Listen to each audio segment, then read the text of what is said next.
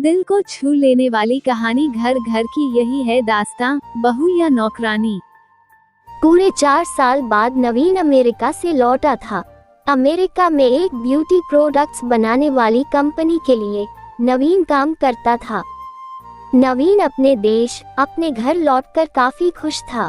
Airport पर उतरे ही नवीन की नजरें अपने परिवार वालों को खोजने लगी। जल्दी ही उसे अपने माँ बाप, भाई भाभी, बड़ी बहन और खुद की 3 साल की बच्ची भी एयरपोर्ट पर खड़े नजर आई। लेकिन उसकी नजरें शोभा को खोज रही थी। वो सोचने लगा, ये शोभा मुझे मिलने आई क्यों नहीं, और ऊपर से उसने हमारी छोटी सी बच्ची को भी यहाँ भेज दिया। नवीन एयरपोर्ट पर सबसे हंसी खुशी मिला। फिर उसने शोभा के बारे में पूछा तो उसकी दीदी बोल पड़ी, भाई वो घर पर ही है, तुम्हारे लिए खाना तैयार कर रही है। वो तो आज ही तुम्हारे आने की खुशी में काम करने लगी है, वरना वो कोई काम करती कहाँ है। नवीन ने अपनी बेटी को प्यार से उठा लिया, लेकिन उसकी बेटी उसे देखकर रोने लगी। लाओ मुझे दो बच्ची को, वो तुम्हें काफी दिनों बाद देख रही है ना, इसलिए पहचान नहीं पा रही होगी, कहते हुए दीदी ने बच्ची को अपने पास ले लिया। सभी टैक्सी में बैठकर अपने घर की तरफ रवाना हुए। नवीन अपने परिवार से मिलकर खुश था, लेकिन ये बात कि शोभा उसे एयरपोर्ट पर मिलने नहीं आई, उसे काफी परेशान कर रही थी।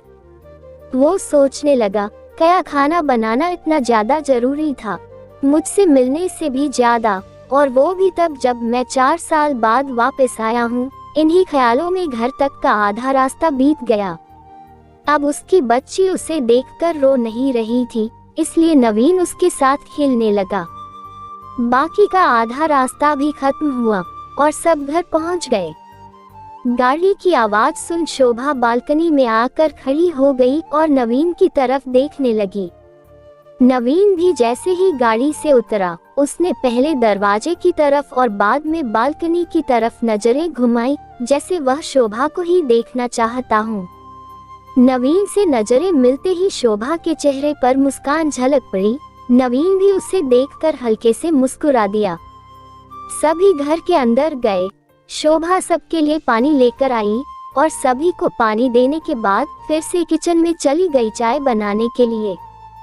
थोड़ी देर तक सभी परिवार वालों से बातें करने के बाद नवीन शोभा को बुलाने लगा। माँ ने उसे बीच में टोकते हुए कहा, रहने दो उसे किचन में, थोड़ा काम कर लेने दो, बाद में अपने आप आ जाएगी। तुम बैठो यहाँ मेरे पास, वैसे भी कहाँ ज्यादा काम करती है वह।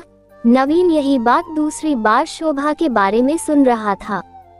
अब उसने सोचा कि मेरे परिवार वाले मुझसे झूठ थोड़ी बोलेंगे, हर दिन नहीं होता होगा उसको इतना काम, आज थोड़ा सा है करने देते हैं, मैं बाद में उससे बात कर लूंगा।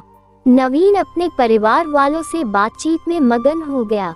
एक के बाद एक रिश्तेदार और पड़ोसी नवीन को मिलने आते रहे और शोभा को किचन से बाहर निकलने का समय ही नहीं मिला। सभी के लिए चाय बनाना, नाश्ता बनाना, यही करते करते शाम हो गई। शाम होते ही अकेली शोभा इस बड़े से परिवार का खाना बनाने में जुट गई। 2 घंटे बाद सभी परिवार वाले खाना खाने के लिए डाइनिंग टेबल पर बैठे थे, सिवाय शोभा के। नवीन चाहता था कि शोभा भी उसके साथ बैठकर खाना खाए, लेकिन फिर माँ ने कहा अगर वह भी खाना खाने बैठ जाएगी तो सबको परोसेगा कौन। सभी के खाना खाने के बाद शोभा ने अकेले खाना खाया। रात को सोने के वक्त नवीन और शोभा अच्छे से मिल पाए। नवीन शोभा के साथ काफी बातें करना चाहता था, लेकिन वह उसके चेहरे पर थकान और नींद अच्छे से देख सकता, इसलिए उसने शोभा को परेशान न करने का फैसला किया और उसे सोने दिया। शोभा सोने ही वाली थी कि उसकी छोटी बच्ची रोने लगी, तो शोभा तुरंत उठकर उसे दूध पिलाने के लिए चली गई। नवीन कब सो गया उसे पता ही नहीं चला। जब सुबह बच्ची की रोने की आवाज आने लगे तो नवीन उठा और शोभा को पुकारने लगा। जब शोभा पास नहीं दिखी तो उसने बच्ची को चुप कराया और फिर से सुला दिया। नवीन बाद में शोभा को देखने लगा तो शोभा उसे फिर से किचन में मिली। जो सुबह सुबह ही जल्दी उठकर घर वालों के चाय नाश्ते की तैयारी में लग गई थी। अब नवीन सोचने लगा, माँ और दीदी तो कहती थी कि शोभा ज्यादा काम नहीं करती, लेकिन जो मैं देख रहा हूँ वो तो कुछ और ही है। नवीन अब सब समझ गया था, पर वो अपनी माँ को ऐसा नहीं बोल सकता था कि शोभा से ज्यादा काम ना कराया करो। इसलिए अब उसने खुद ही शोभा की मदद करना शुरू कर दिया था। नवीन के हाथ बटाने से शोभा को थोड़ा अच्छा लगने लगा था। पहले जहाँ उसका चेहरा थकान से उतरा रहता था, अब उस पर थोड़ी थोड़ी चमक आने लगी थी। नवीन ने कुछ दिनों में ही ये महसूस कर लिया था कि शोभा अब वो शोभा नहीं रही थी जिसे नवीन शादी करके लाया था। वो तो कोई और थी, जो तोते की तरह बोलती थी, और ये शोभा तो बिल्कुल चुप है, गुमसुम है। ऐसा लगता है जैसे किसी के दबाव में हो, किसी डर की वजह से सहमी हुई हो। नवीन शोभा को उसके काम में और ज्यादा मदद करने लगा। नवीन का ऐसा व्यवहार अब घर वालों को खटकने लगा। घर के सभी बड़ों और उसकी दीदी ने मिलकर नवीन को समझाया, तुम अपनी बीबी की मदद करते हो, उससे हमें कोई ऐतराज नहीं है, लेकिन तुम्हें भी एक हद तक ही ऐसा करना चाहिए। जब तक कोई तुम्हें ऐसा करता न देख रहा हो तब तक सब ठीक है, लेकिन जब कोई तुम्हें बीवी के होते हुए बर्तन धोते देखे तो वो अच्छा थोड़े ही लगता है। और सोचो, आगे चलकर शोभा को तुम्हारे हेल्प की आदत पड़ गई तो तुम्हारा अपना काम में ध्यान लगाना मुश्किल हो जाएगा। नवीन हमेशा से ही अपने परिवार वालों की बात मानता आया था। जिस तरह से सबने नवीन को समझाया था, नवीन भी उनकी बातों में आ गया। अब नवीन शोभा की मदद करने से कतराता था। कभी कभार वह बच्ची के लिए दूध गर्म कर लिया करता, उससे ज्यादा कुछ नहीं। घर वालों ने नवीन को विदेश जाने से मना कर दिया और कहा कि यहीं पर कुछ काम कर लो। नवीन ने अब घर से ही ब्यूटी प्रोडक्ट्स ऑनलाइन बेचना शुरू कर दिया। उसका परिवार भी बढ़ गया। अब उसे 2 बेटियां और 1 बेटा था। दोनों बेटियां स्कूल जाने लगी थी, लेकिन बेटा अभी भी छोटा था। जितना नवीन कमाता था उतना सबके लिए काफी न था। काफी सोच विचार करने के बाद नवीन ने यह फैसला किया कि वह अब शोभा के साथ शहर में जाकर रहेगा, जहां पर शोभा भी काम कर पाएगी और वह घर से ही अपने ब्यूटी प्रोडक्ट्स बेचना शुरू रखेगा। इस तरह से वे अपने पैसों की तंगी को पूरा करेंगे।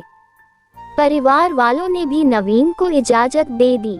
नवीन चाहता था कि माँ भी उसके साथ रहे, लेकिन माँ को शहर में आना मंजूर न था। माँ बड़े भाई के साथ रहने लगी।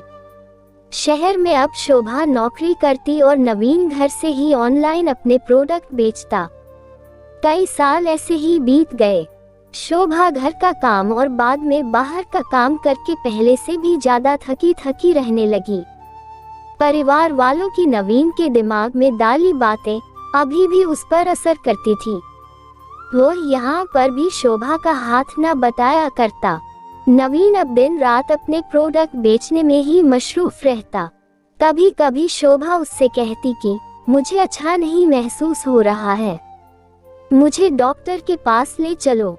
वो हाँ कह देता, लेकिन अपने काम में इतना खो जाता कि कभी उसको डॉक्टर के पास ले ही नहीं जाता। शोभा तो बीमार थी, लेकिन एक बार नवीन बहुत ज्यादा बीमार हो गया। इतना बीमार हो गया कि उसे अस्पताल में भर्ती करवाना पड़ा। अस्पताल में नवीन के पास सिर्फ शोभा थी और कोई नहीं। इतना बीमार होने के बाद भी उसके परिवार वाले सिर्फ उससे मिलकर वापस अपने घर चले गए थे। उसका सहारा बनने के लिए, उसकी तकलीफ बांटने के लिए कोई भी उसके साथ नहीं था। बिस्तर पर पड़े और शारीरिक तकलीफ से गुजर रहे नवीन को अपनों का ऐसा व्यवहार बहुत तकलीफ दे रहा था। फिर वह सोचता कि उसने भी तो शोभा के साथ जिंदगी भर यही किया है। क्या वो शोभा का जीवन साथी सिर्फ नाम का ही नहीं था?